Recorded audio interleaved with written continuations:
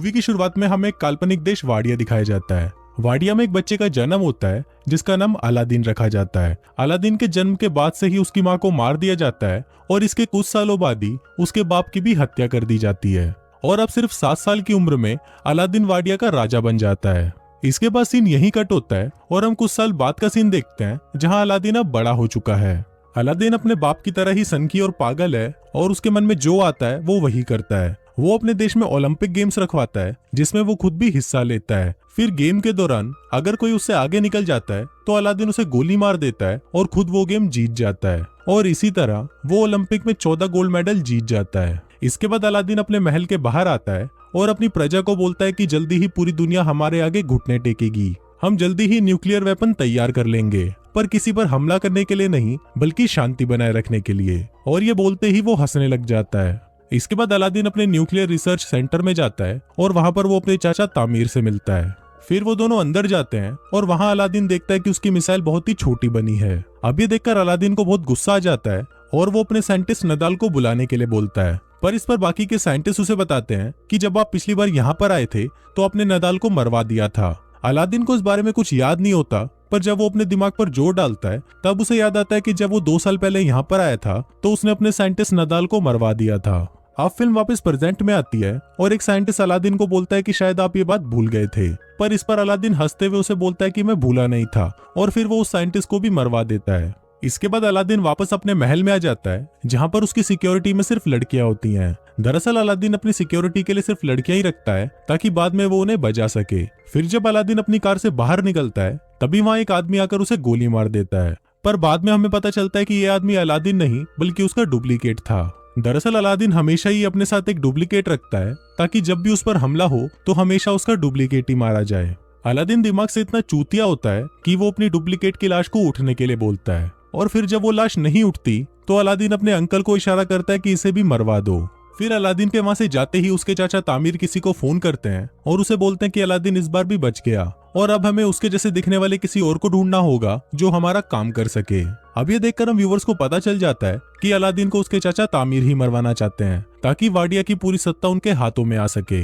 इसके बाद ये लोग अलादीन के हमशक्ल को ढूंढना शुरू करते हैं और उन्हें एक आदमी मिल भी जाता है जो बिल्कुल अलादीन की तरह दिखता था, पर यह आदमी भी अलादीन की तरह ही दिमाग से पैदल होता है। दूसरी तरफ हम अलादीन को देखते हैं जो एक हॉलीवुड एक्ट्रेस मेगन फॉक्स के साथ पलंग तोड़ रहा होता है और पलंग तोड़ने के बाद वो उसके साथ एक फोटो खिंचवाता है और वो उस फोटो को अपनी दीवार पर चिपका देता है। उसी दीवार पर हम और भी कई सारी लड़कियों की फोटोज देखते हैं जिनके साथ अलादीन अब तक पलंग तोड़ चुका है।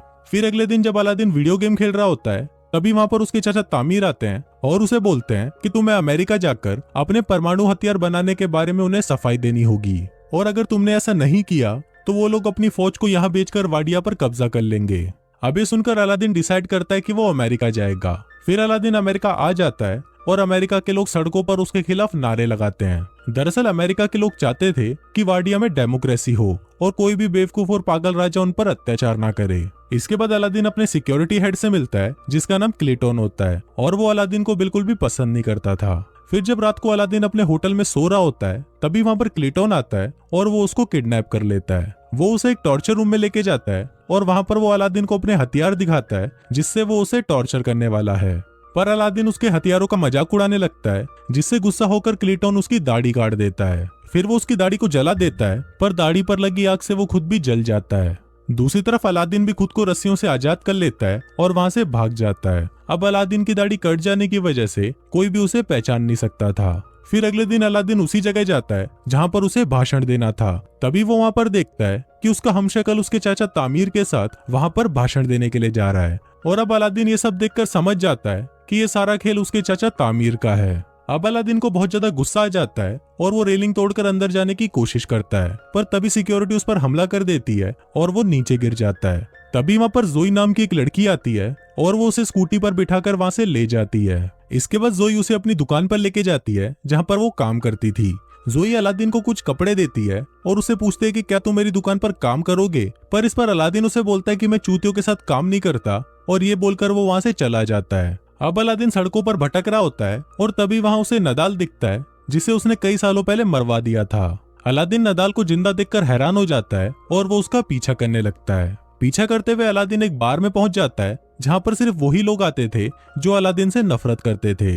तभी वहाँ पर काम करने वाला एक आदमी अलादीन को पहचान लेता है और वो सभी को बता देता है कि ये अलादीन है। दरअसल उस बार में जितने भी लोग थे उन सभी को अलादीन ने मरवा दिया था, पर उनमें से कोई भी मरा नहीं था और वो सब भागकर अमेरिका आ गए थे।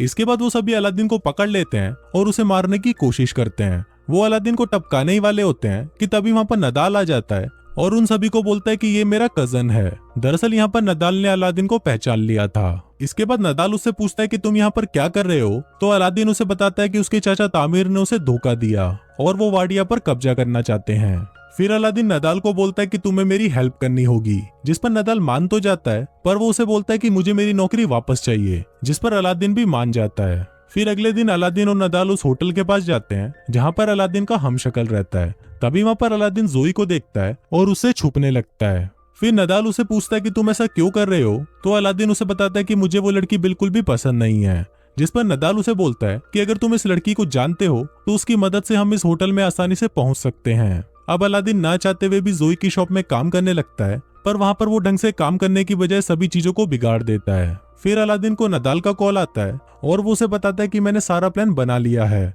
हम कैंटीन के सामान के बहाने से उस होटल में जाएंगे और वहां पर नकली अलादीन को हटाकर उसकी जगह असली अलादीन को ले आएंगे।